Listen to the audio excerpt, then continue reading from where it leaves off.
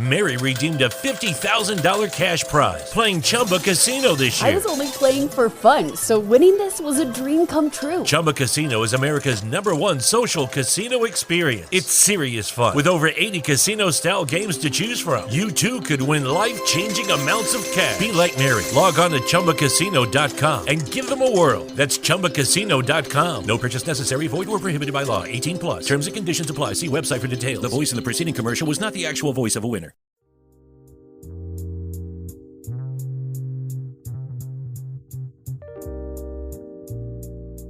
Hello, and welcome to the Proactive Caregiving Podcast. As a CPA with over 20 years as an industry accountant, Jessica stepped away from the corporate world to become a full-time caregiver for her mother. Having learned invaluable lessons along the way, she is now here to share those with you and to invite you to join her on this caregiver's journey. Here is your host, Jessica Cannon. Hello, everybody. I'm so glad you're here with me today. I am the Proactive Caregiver, and I specialize in educating others on how to be proactive by empowering you, the caregiver. If you cannot take care of yourself, then you cannot take care of your loved one. And as you care for your loved one, many of you may experience the regular daily routine eventually becoming a bit mundane, maybe a little uneventful, or something's missing in life. Some days may be frustrating and stressful, while other days may be a bit boring or restrictive. Since Mom was not much of an afternoon napper, I wanted something we could do together aside from meals and household duties. She loved playing Scrabble or dominos, but I wanted to do more crafts together for my own sanity. I figured crafting would help her engage in different ways too. Planning an outing to go do a craft and perhaps a meal after gave me something to look forward to. Changing up the routine was one thing, but finding as many opportunities to stimulate Mom's mind quickly became my goal. Trying to get Mom to be creative with me brought about another set of challenges though. Knowing how creative she used to be building dollhouses did not necessarily mean she wanted to continue to be creative or found pleasure in it still. I had to learn a new set of boundaries to work around because I needed the creativity time more than she did at this point.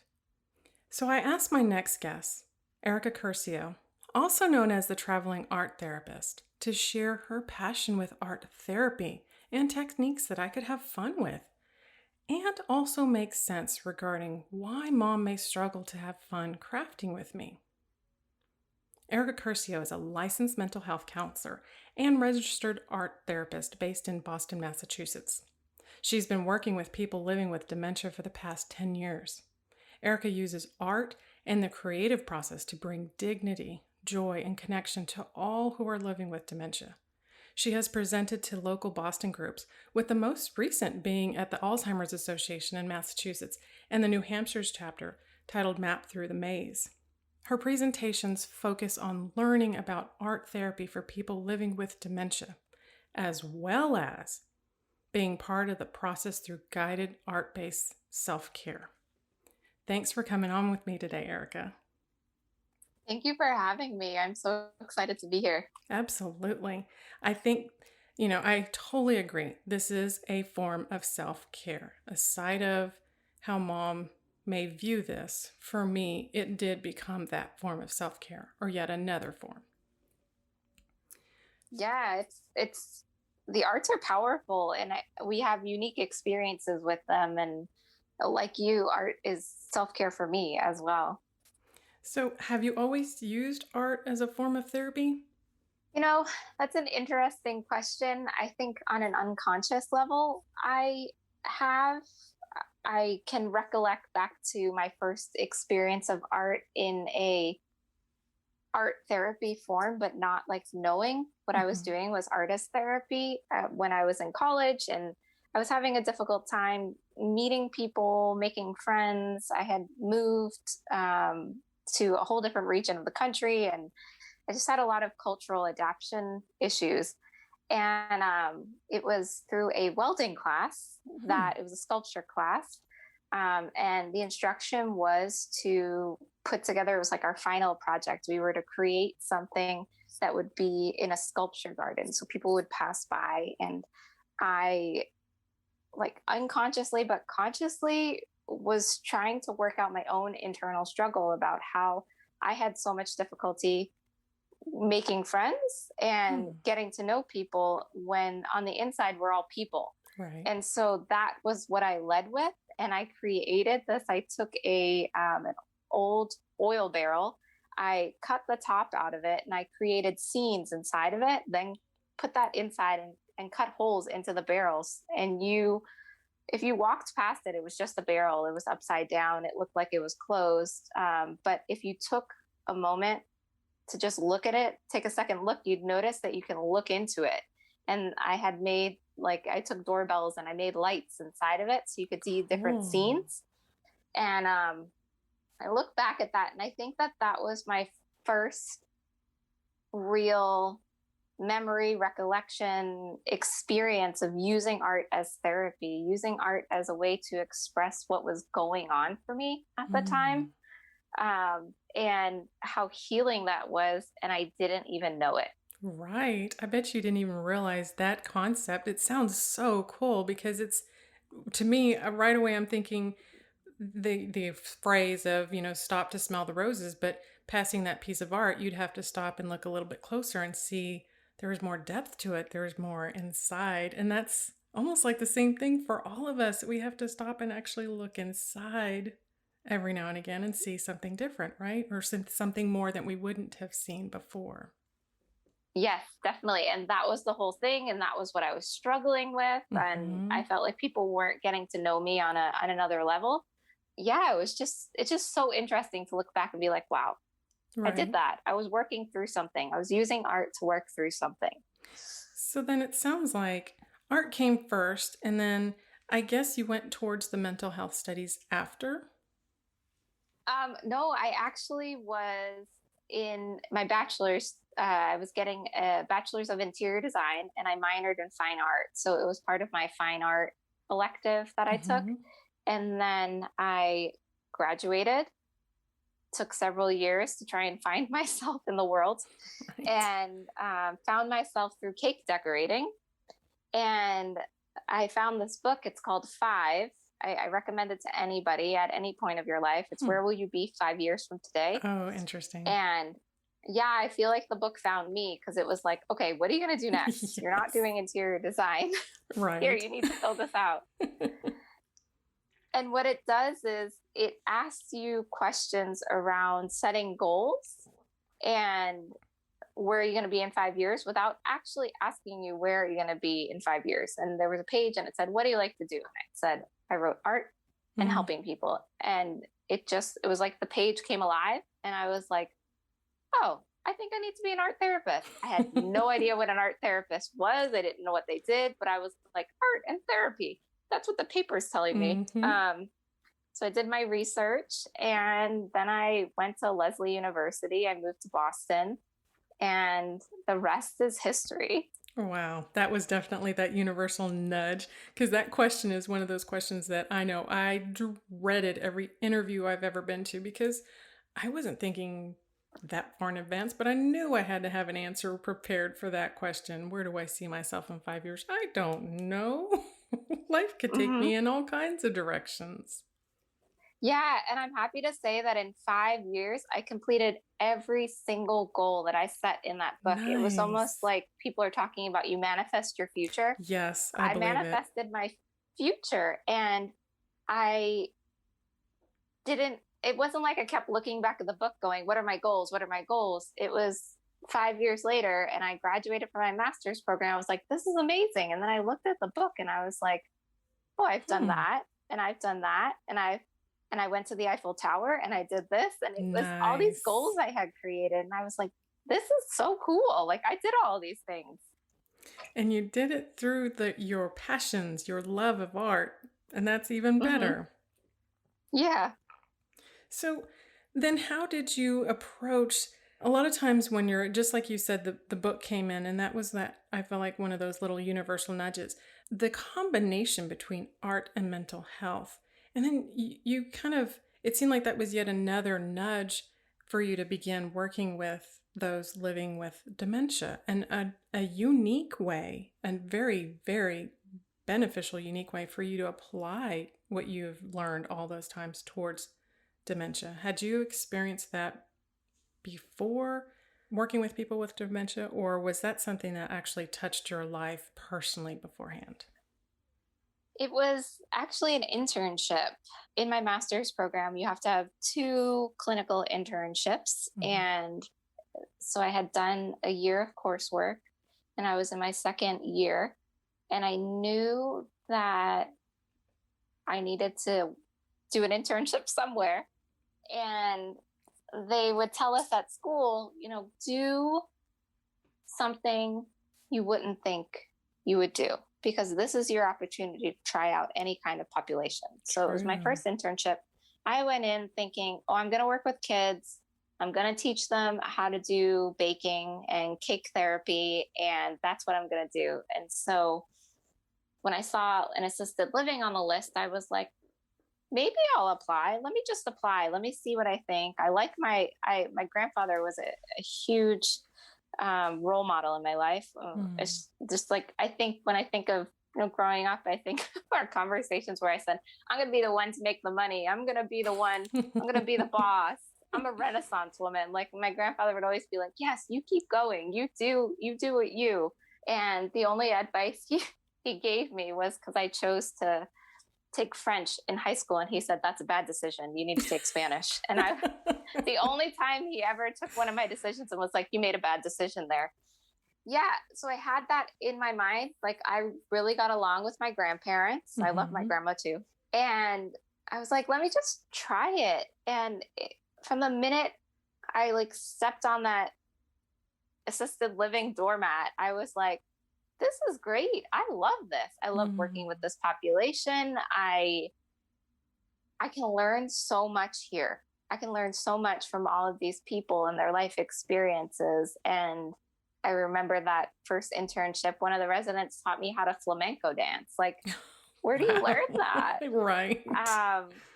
And just so many wonderful people that have touched my life and have made me into who I am today. And that internship was really the starting point at that assisted living. I worked in their memory support community, and I worked on their traditional part of the community. So I got a well-rounded view of aging. And I worked with different people that were living with different diseases, different chronic issues that they had. And it was really a wonderful, wonderful experience. Exactly. Because I feel like when I was stepping away from the career to become mom's caregiver, I felt like I was at that point where I had already kind of settled into everything I knew and everything I needed to know at that time for my career. And so starting with mom, you really learn so much. I mean, she has taught me more about taking better care of myself and life in general than I did throughout my career. It's very interesting. Yeah. They have so much to teach us. They have so many life experiences. They've done the mistakes that we're doing right now. Right. And I think so many of them are like, don't do that. Don't do that. But the only way to get through it is to do it, right? Right. And I try and take that attitude when it comes towards crafting, because there's been so many times where I have that, well, I'm not an artist. I don't know how to do this. I don't know. But the inner child of, having fun just seemed to kind of go away as life caring for mom kind of took it in too much of a serious direction. You know what I mean? And so this part of it, just see what it's like and just dive right in and get your hands messy it's been difficult for me to kind of do this with mom. So that's where I know I have certain areas that are what I would consider fun or what I would enjoy, like the painting and in all kinds of ways and in different materials. But that's one thing that I noticed of trying to get mom to be creative, there seemed to be some of this withdrawal from it. I didn't know if it was just because she didn't want to put effort in moving and just doing and getting away from her TV, for example, or what this could be. So taking that attitude of just do it, how does that stop someone living with dementia from being able to just do things? My personal opinion on this is put yourself in their shoes and someone puts something in front of you, just a bunch of different things, and they're like, just do it. Right. What do you like? How does that feel for you? When I'm providing therapy for caregivers, I am always like, let's flip perspectives. Let's see things through the person living with dementia's eyes. Do you think that they'd rather do it by themselves, or do you think maybe it would be easier if you did it with them? How can we insert some level of companionship into this? Because if somebody's just giving me something to do, me personally, and I don't know what I'm doing, or it looks like it's busy work, I might be like, well, I don't want to do this. But if somebody has supplies down on the table and they want me to do it with them, they want to create that level of purpose, I might be more inclined to do it with them because I have ownership and that I want to help them. I want to assist this person. So I think it's taking it from a singular person point of view to how can we do this together? And then in that level of together, you get to see the capabilities that this person still has. So you'll see the capabilities that your mom still has. I'm just thinking one thing is a lot of people run away from scissors. And I think so many people with dementia can use scissors. They just need that extra level of support. So maybe it's you draw the line really thick of where they have to cut. Or you, as the care partner, you hold the paper for them and you let them try. I think it's so easy for us to be like, well, I'll just do it. But if you're there and you're cheering them on and saying, you've got it, you can do it, maybe up a little more, or just there being a cheerleader to help and support them. And then after they do it, they feel so good. They feel so in control. And when I feel in control, I feel confident. Right. And so I think reshaping it from an individual task to a let's do this together. Can you help me? I like that. Yeah, and that's where I know I made my mistakes there because, as a kid, you could have a table prepared and they have their blank slates to work on and they see the little containers that have either paint or they have the brushes and markers and scissors and crayons, and they have stuff and they have their imagination where they know what they want to create.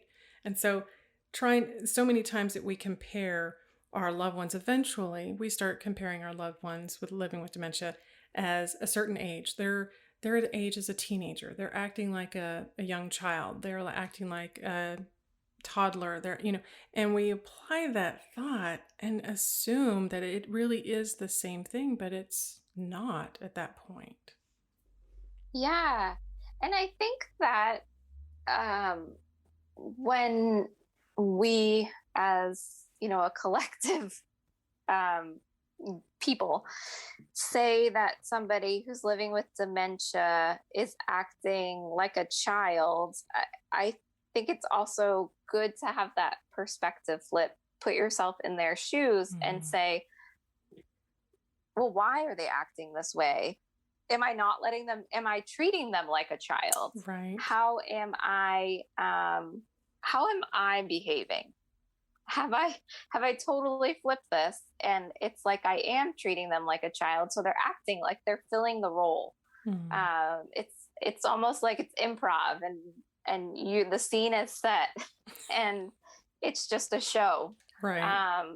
That's happening, and I think that there are behaviors that we associate with someone acting like a child. And there's good and there's bad, right? Because before you talked about that inner child and that that desire to play.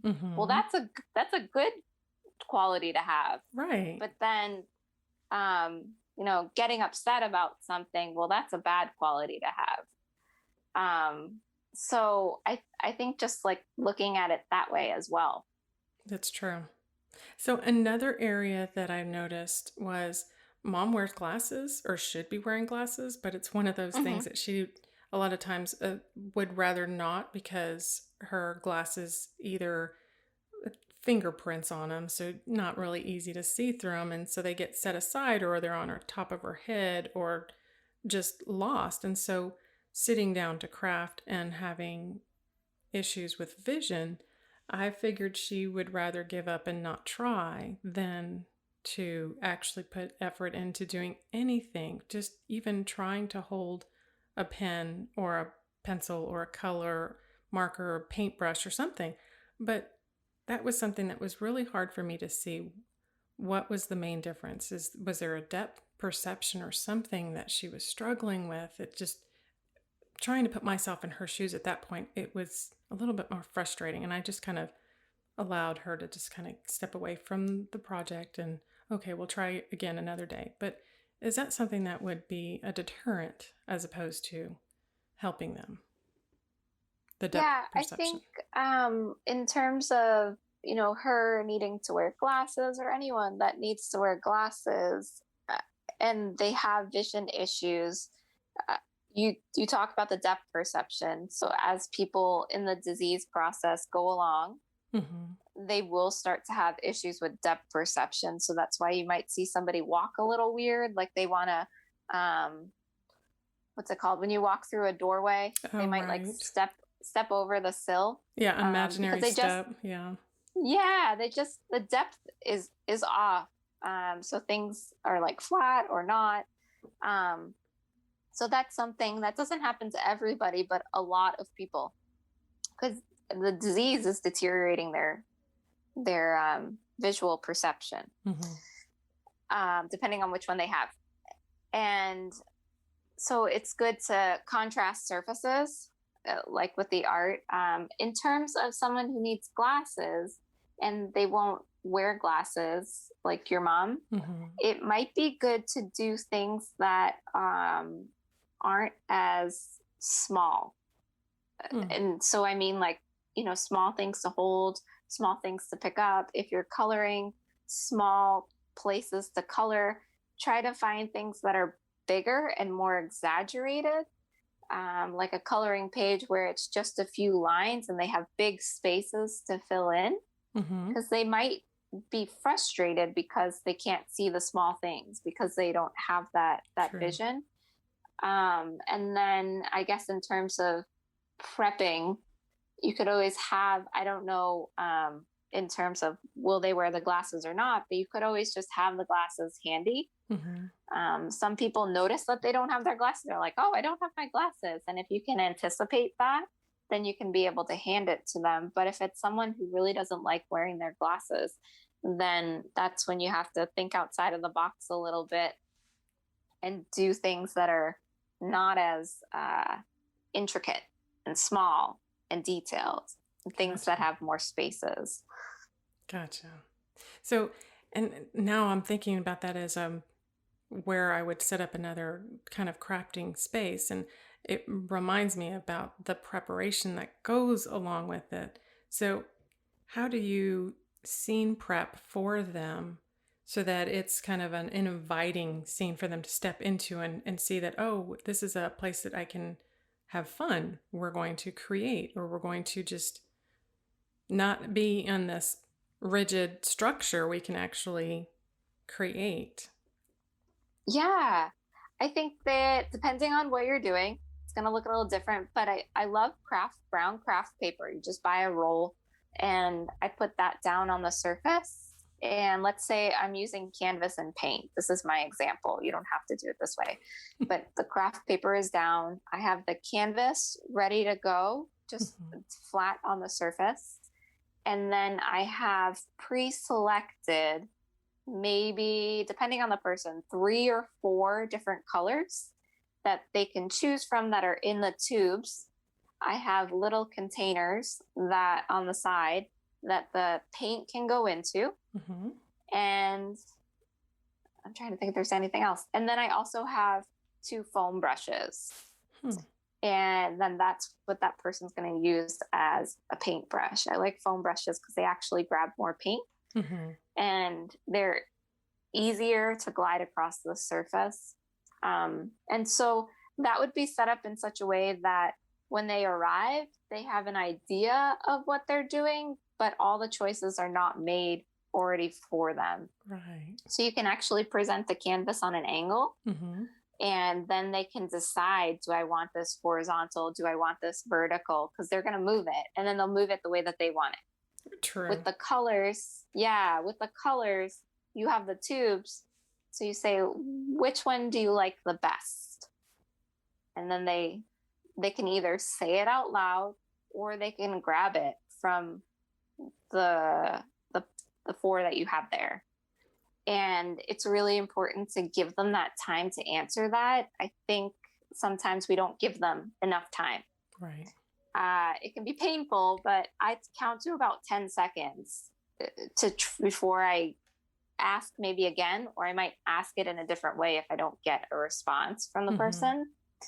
And then I actually have them open the paint container, and I'll hold the container that they're going to put it in, and they'll start to squeeze, and they'll squeeze it out. And I might say something like squeeze, squeeze, squeeze, squeeze. So I'm creating a rhythm. Nice. And because they're very good at rhythm. Mm-hmm. And so if they squeeze, they might make that rhythm. And then as they're filling the little cup up, I'm holding the cup, because oftentimes people end up moving right, left, all over the place. So I'm just moving the cup with them so they can't miss it. And then we'll choose another color. So it's set up in such a way that there's not a lot of clutter. Mm-hmm. It's very clear that these are the objects I'm going to be using. And then when they get there, they have the choices of what they want to do with it. And that's perfect, because that goes along with the 3 C's of art making that you have mentioned. I noticed that on your Instagram as well, and I thought that makes so much more sense when you put it in that way. Can you tell me about the 3 C's? Yeah, I think that video. So I think that there's like 100 C's of art making. And so the ones you're speaking, I said choice, control, and container. Right. And so if you give me a container and I can put my things in a container, I feel safe. If you allow me to make choices, I feel in control. And then I'll add another one. When I feel in control, I feel confident.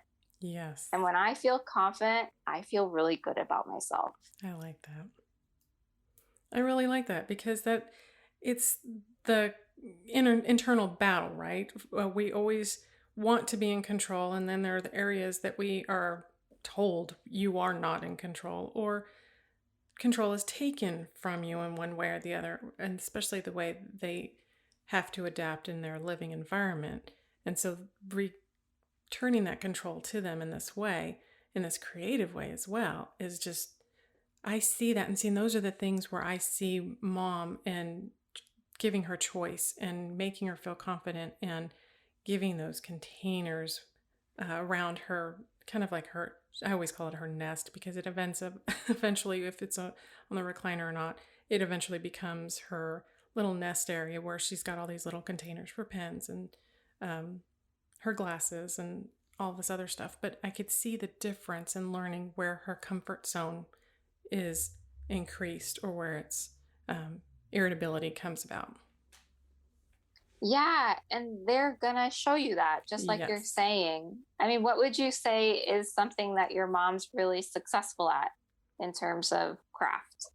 Well, years ago, she used to be incredible with building dollhouses, down to all of those intricate details, putting electricity and wallpaper and all of the furnishings in a dollhouse. She absolutely loved it. And so I always thought that would be That's something. incredible. Yeah, That's and so amazing. it was not a simple craft to get involved. I mean, talk about moving pieces all over the place, but I mean, she even put the shingles on the roof and painted the outside of the house and it was just incredible. And so I just kind of assumed that she had that level of creativity before. It was just something that I needed to do now or help her do that would help stimulate that again. But we just kept hitting, she just lost interest in just about any form other than her word seek and finds, painting and all of that stuff. The stuff that I really wanted to do because I assumed, of course, this was me again, assuming that by her painting that she would still get this interaction with the texture and the dexterity of holding something, that the strength in her hand would still be there. But those were my assumptions that weren't really accurate when it came to what she was able to do. Yeah. And I think sometimes people that have an art background are harder to engage because they're aware that they can't do the things they used to do. That makes And sense. it makes it very apparent when they can't manipulate things the way they used to. And for people like that, it's almost better to do something totally different in the art world or the art realm that has nothing to do with what they used to do. Right. With the thought that maybe through whatever different creative, I'm thinking of clay.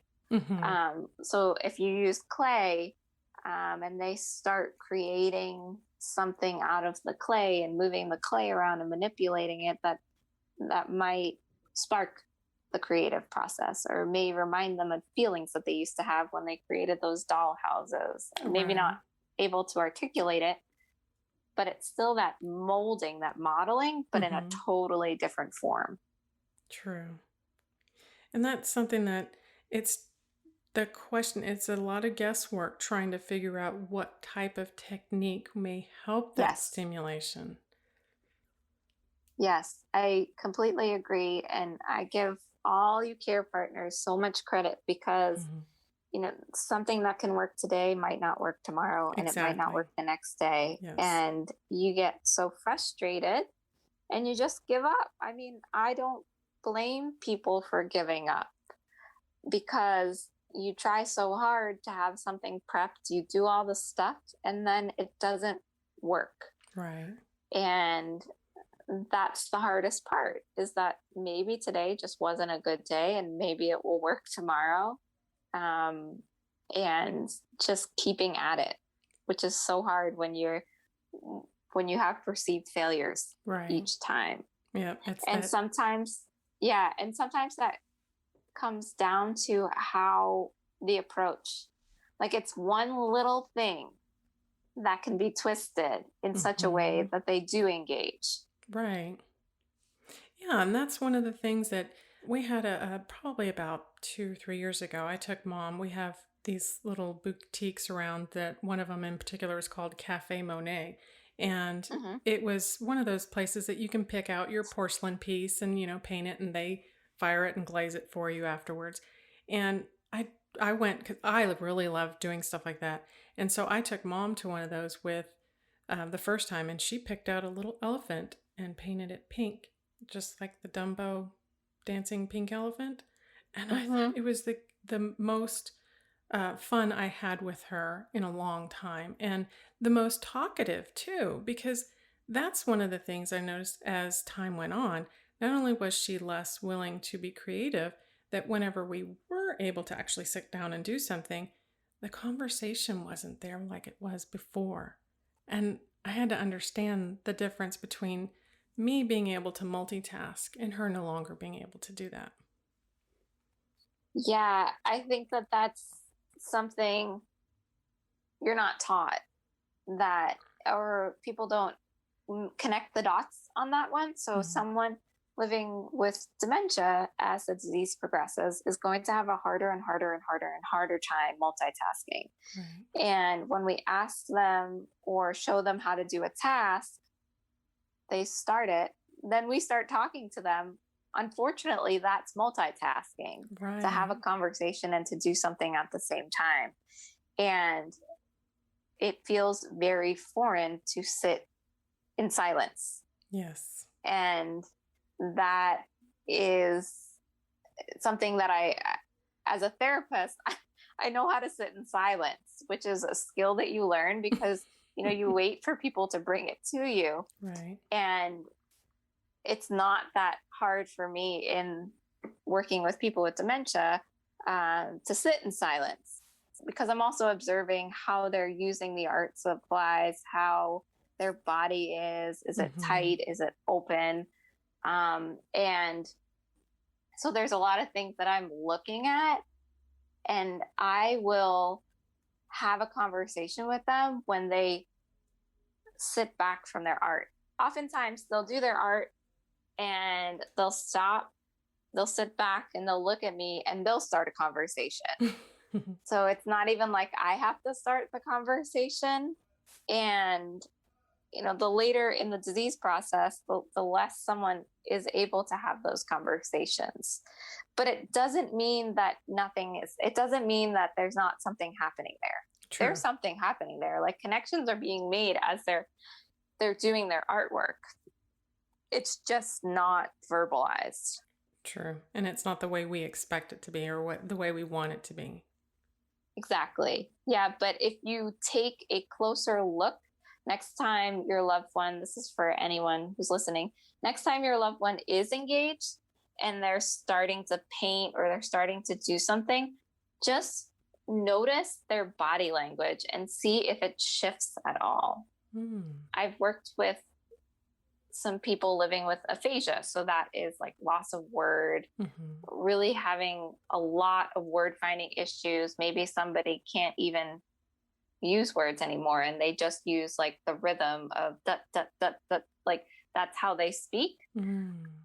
Creating art allowed them afterwards and during to give me full sentences. So for me to sit next to someone and not be able to have a conversation with them, and then they look up and they go, "So where are you from?" And it always surprises me. But I know that the arts are so powerful. Yeah. And that something's happening, even though we can't see it. It's happening inside of them. Absolutely. There's their brain is firing in a different way than it wouldn't have if they were just watching TV. Exactly. Because most of the time when they're watching TV, they actually have no idea what's going on. Right. Because people are speaking too fast. They can't hear them. They can't get the plot line because they can't reason. Right. And so a lot of the time in front of the TV, that's why people fall asleep. They're bored and they lose that attention span. Yes, that also. Yes. Yeah. And that's where I was trying to get Mom to come away from the TV a little bit and do the crafts with me, because I tried to make a choice, taking her to Hobby Lobby, for example, one time, and we walked up and down all the aisles and just tried. There was all kinds of directions we could have gone in. And then, of course, after the fact, nothing seemed to spark her interest. And I thought, well, how in the world? There's like several thousand things in here. And then I realized, oh, this is like when I asked her in the morning to get dressed. Do you want this color? Do you want this color? If I give too many options, then it's just cancel it all. And so I realized. Yes, and that's so good of you to like have that realization. And it did take a while though, because that's the trial and error. Because like you said earlier, what works one day may not work the next. And so giving that choice over and over again, it just needs to be. And eventually I started making the choices. And so I went and I bought a birdhouse because I thought it's close. It's not quite dollhouse, but it was a little birdhouse that we could have painted together, even if it came out looking just all kinds, one scene on one side and my scene on the other side or something, that we could do it together. And I just couldn't get her to get into the interest of it. And so I ended up, while she was working on her Seek and Find or watching TV, I ended up sitting at the table painting this birdhouse. And it just felt like all the stress and worry about she's not crafting with me. What's wrong? Why wouldn't she spend the time with me? Maybe she's upset with me. And just my mind would go in all different directions, as opposed to what her abilities. Maybe this day she can't for some reason. Maybe she didn't sleep as well, so her focus isn't there, or whatever the scenario could be. But I ended up painting and feeling just so much more relaxed and enjoying it to where I wanted to do it more often. Yeah. You felt it. It's like once you put yourself in the situation to like do art Yes. and just let it take over, you feel good. It's a very powerful feeling. Yeah. And as an art therapist and giving people, so if I do a self-care workshop, in the back of my mind, I am thinking like, I hope they're getting it. I hope they're getting it. And at the end, when everybody processes their art, it's like they got it. They got it in their own unique way. Exactly. The art always does it. Like I don't need to do anything other than start it. Well, and one of the things I love that you started and you showed on yet another quick video was painter's tape. I was so impressed with that because it was a technique. I've used painter's tape, but that's because I was painting a wall and trying to be mindful of the door jambs and that kind of thing. But watching you use it in this different way was like mind blowing because I thought, oh my gosh, for the sharp edges or creating defined borders. And it made me want to pull out the paints and the painter tape all over again just to try it myself. Yeah. And that is just the technique as being an artist and taking art classes. And I took a watercolor class and we always tape our stuff down, and it translates so well for people living with dementia to get them a clear border or boundary. One thing that I have noticed is that sometimes people don't want to take the tape off because the tape has become part of the artwork. And I want to take the tape off, but I have to remind myself, you know what? This person doesn't want to remove the tape. That's part of their artwork, and it's going to stay regardless of how I feel about this. It's art to them, not just a tool. Yeah, because if you think about it, it's been sitting there, right? And they've been creating around it on purpose because they're making their selections based off of this blue painter's tape. And it's their sounding board or their local kind of focal point. Yeah, and it's got the texture and it's different from whatever else they're using. So I can't blame them for wanting to keep it on there. That's but awesome. For the ones that are like, okay, we'll take it off, they're always like, whoa, what just happened? There's all this white now. Yeah. And that's why I loved it, because there were the shapes and sizes that if I didn't get a ruler out and make it, very sharp edges, it doesn't look the same to me. And then I get discouraged because I will say I'm not an artist, but I'm not that kind of artist. I'm learning the difference. Yeah. Oh, this is great. It also allows, as someone using it in self-care, it allows for control. It gives me control. It gives me a clear boundary. And when I take it off, it's clean. It's not messy. And so if you like clean, clear boundaries and edges, it's perfect. Yes, and I do. And it's just, Me too. Fun and creative, but not, I like to get messy too. I like the finger paints as well, but there's other times where I want it very defined, and that's just that control factor coming through, I guess. Yes. And we want control throughout our entire lives. It doesn't change. No, it doesn't. It just comes in different forms, of course. Yes. Wow. Erica, thank you so much for sharing this information with me. It makes me feel better because now I have a different way to look at things. And I hope the listeners are able to do the same, because I know after, there's times that we are, whether they're at home or they're actually getting a chance to visit them in their homes or communities, the idea of doing something together, it's the creating the memories again. And so trying to figure out how to create the memories it's still a challenge.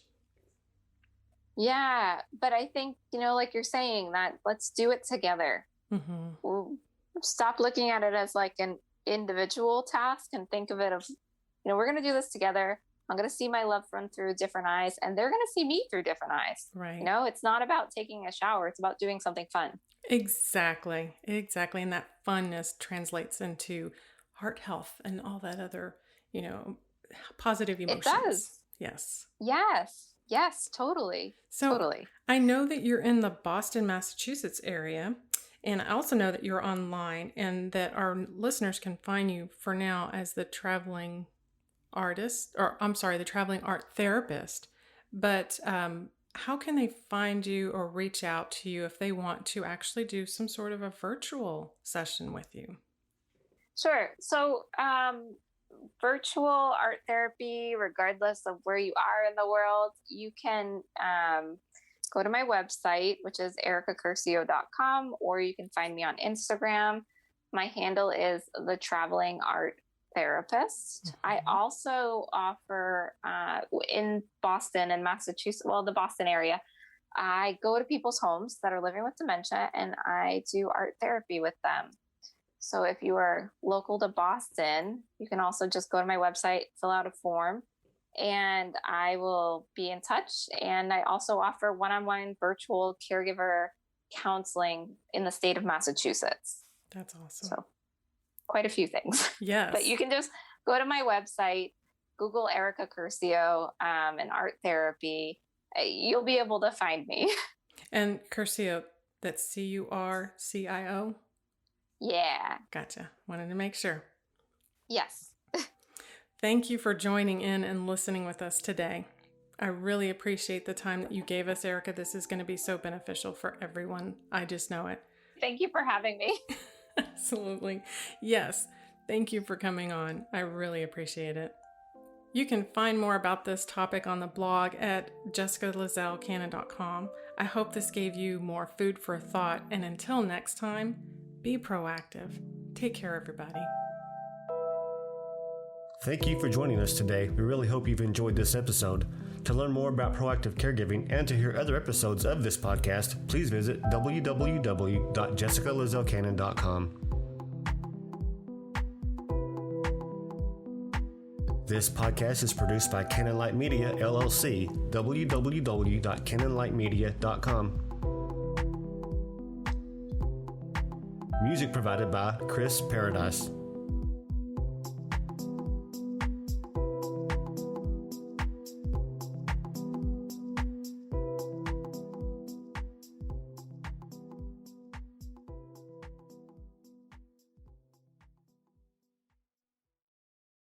Lucky Land Casino, asking people, what's the weirdest place you've gotten lucky? Lucky? In line at the deli, I guess? Aha, in my dentist's office.